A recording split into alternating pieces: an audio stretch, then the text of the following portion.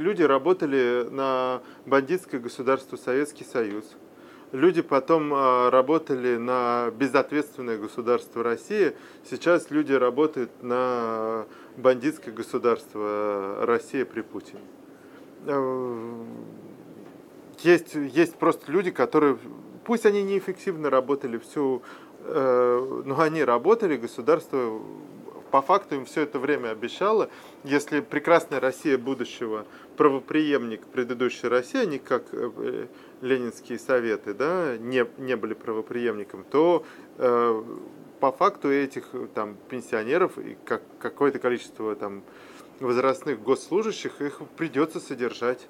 Ну, не выбрасывать же их на улицу. Они не вышли, никак не прореагировали, когда ввели Платон. Они никак не прореагировали, когда вышли учителя, они сидели дома. Когда вышли врачи, они сидели дома. Когда вышли дальнобойщики, они сидели дома. Когда захватили Крым, они возрадовались. Когда стали бомбить Донбасс, они сидели дома. Вот, в этом виноваты все.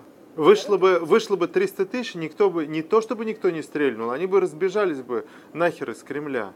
У них вертолеты наготове, они готовы драпать в любую секунду. Они первое время были сами в легкой, а сейчас уже в тяжелой эйфории от того, что наш народ позволяет с собой делать. Что все так легко сошло что с рук. Все легко сходит с рук. По телевизору вот, покажи осла, они будут молиться на осла.